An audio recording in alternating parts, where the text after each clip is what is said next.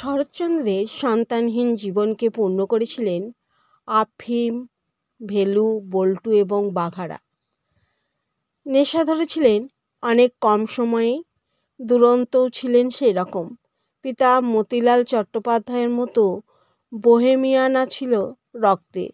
চণ্ডীমণ্ডপের বয়স্ক ব্যক্তি কিংবা স্কুলের পণ্ডিতমশাই রেহাই ছিল না কারোরই। বোঝা যায় লালু বা ইন্দ্রনাথদের অনেক বৈশিষ্ট্য তার নিজের মধ্যেই ছিল। একবার এন্ট্রান্স পরীক্ষার ফি টাকা জমা না করে হাঁটা পথে পাড়ি দিলেন পুরীর উদ্দেশ্যে। মেদিনীপুরের বহু জায়গায় তখন কলেরায় মড়ক লেগেছে। রাতে আশ্রয় পেলে না কোথাও। ক্লান্ত ক্ষত বিক্ষত পা দুটিকে কোনো রকমে টেনে পৌঁছে গেলেন পুরীতে, কিন্তু কোনো মন্দিরে ঢুকলেন না। বঙ্গোপসাগরে অসীম জলরাশিকে প্রণাম করে হাঁটা লাগালেন বাড়ির দিকে। ফিরে এসে পেলেন পিতার মৃত্যু সংবাদ। তিনি পরিবারের বড়, সমস্ত দায়িত্ব এসে পড়ল তার কাঁধে। গুরুজনরা দিলেন কাজ খোঁজার সুপরামর্শ। সব শুনে শেষে একটা যাত্রার দলে নাম লেখালেন।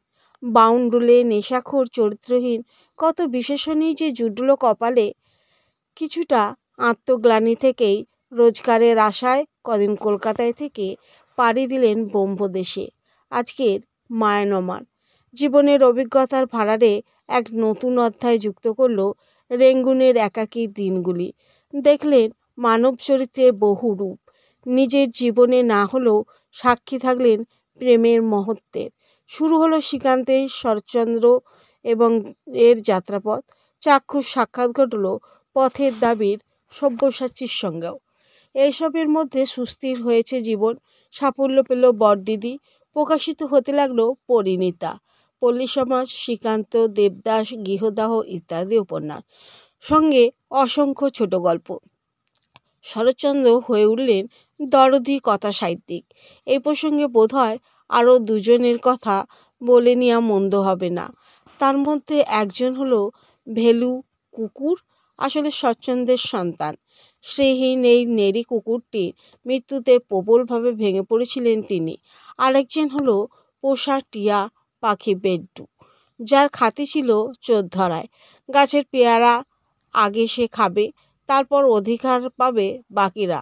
অত্যন্ত কাছের মানুষ হয়েও একবার ঠিক সেই ভুলই করে ফেললেন শৈলেশ বিশি। ব্যাস, শরৎচন্দ্র তো রেগে আগুন। তৎক্ষণাৎ আদেশ হলো সমস্ত পেয়ারা বিলিয়ে দিতে হবে পাড়ায়। বহু আদর যত্নে কমানো হলো টিয়া পাখির অভিমান, কিন্তু শরৎচন্দ্রকে শান্ত করা যাচ্ছে না। অগত্যা বসতে হলো আফিমের আসরে। গলে জল হয়ে গেল সমস্ত রাগ। অযথা উত্তেজনার জন্য ক্ষমা চাইলেন, আর তারপরে ঘোষণা করলেন সাহিত্যিক হতে গেলে আফিম সেবন অনিবার্য। সে যাত্রায় অবশ্য লেখক হতে পারেননি শৈলেশ বিশি। প্রথম দিন গুরুজনের আশীর্বাদ বলে প্রখ্যাত না করলেও কদিন পরে অসুস্থ হয়ে পড়েন। কিন্তু ওই 5টা থেকে 9টার আড্ডাতেই সাক্ষাৎ পেয়েছিলেন মানবিক শরৎচন্দ্রে, যার সন্তানহীন জীবনকে পূর্ণ করেছিল ভেলু, পেটু, বাঘারা, যিনি কাশিতে গিয়ে ভোজ খাওয়াতেন কুকুরদের। জাতপাতের ব্যবধানে বিভক্ত সমাজকে সাহিত্যিক শরৎচন্দ্র একের পর এক প্রশ্নে আহত করতেন, আর হয়তো ব্যক্তিগত জীবনে সুখী হতেন অবলা পশুদের সঙ্গে। সক্রিয়ভাবে যুক্ত ছিলেন রাজনীতির সঙ্গেও। গান্ধীজির অসহযোগ আন্দোলনে যুক্ত হয়ে চরকা কেটেছেন। আবার পকেটে বেআইনি পিস্তল নিয়েও ঘুরতেন। ভেলু মারা যাবার পর আত্মরক্ষার জন্য নাকি এই ব্যবস্থা। সেই সময় বাংলার রাজনীতিতে দেশবন্ধু চিত্তরঞ্জন দাসই শেষ কথা। তার স্নেহ ছত্রেই নিজেকে গড়ে নিচ্ছেন সুভাষচন্দ্র বসু। তাদের পত্রিকা নারায়ণীতে নিয়মিত লেখালেখি করতেন শরৎচন্দ্র। একবার সুভাষচন্দ্র ধরলেন তাকে, সবাই জেলে যাচ্ছে, এবার তিনিও চলুন সেখানে। এমনিতে আপত্তি ছিল না, কিন্তু সমস্যা যে মৌতাতে। জেলের ভিতরে আফিম কিভাবে পাবেন? সুভাষচন্দ্র জানালেন তিনি ঠিক ব্যবস্থা করে দেবেন। আর তিনি বেরিয়ে এলে কি হবে? সবসময় তো তার সঙ্গ পাবেন না। অনেক ভেবেচিন্তে একটা বুদ্ধি বেরুলো। সুভাষচন্দ্র দাড়ি কাটার জন্য পায়ের তলায় ব্লেড নিয়ে যেতেন জেলে। শরৎচন্দ্র সেই পদ্ধতি ব্যবস্থা করতে পারেন। কয়েকদিন পরীক্ষা নিরীক্ষা চলার পর ঠিক মনোপুত হলো না ব্যাপারটা, ফলে স্থগিত রইল জেলযাত্রা। অবশ্য বাইরের সংগঠনের কাজে যুক্ত ছিলেন দীর্ঘদিন। হাওড়া কংগ্রেসের প্রেসিডেন্ট হয়ে একাধিক কনফারেন্সে গেছেন, সাক্ষাৎ পেয়েছেন বহু মানুষের। শেষে কংগ্রেসের সঙ্গ ছেড়ে হাত দিলেন পথের দাবির কাজে। রেঙ্গুন বাসের অভিজ্ঞতা, সুভাষচন্দ্রের সঙ্গে আর সশস্ত্র আন্দোলনে মিশেল ঘটল উপন্যাসে, যা ভয়ে নিষিদ্ধ করে দিতে বাধ্য হয় ব্রিটিশ সরকার। কিন্তু নেভানো যায়নি আগুন।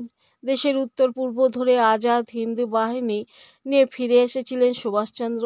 সুমিত্রা ভারতীদের দেখা পাওয়া গেছে ঝাঁসির রানী রেজিমেন্টের বীরাঙ্গনাদের মধ্যে। সমগ্র ভারত দেখতে পেয়েছিল স্বাধীনতার চূড়ান্ত রূপ। তারপর একদিন আবার হারিয়ে গেলেন নেতাজি, সন্ধান মেলেনি আর। অনেক দিন যেন সব্যসাচীর মতোই।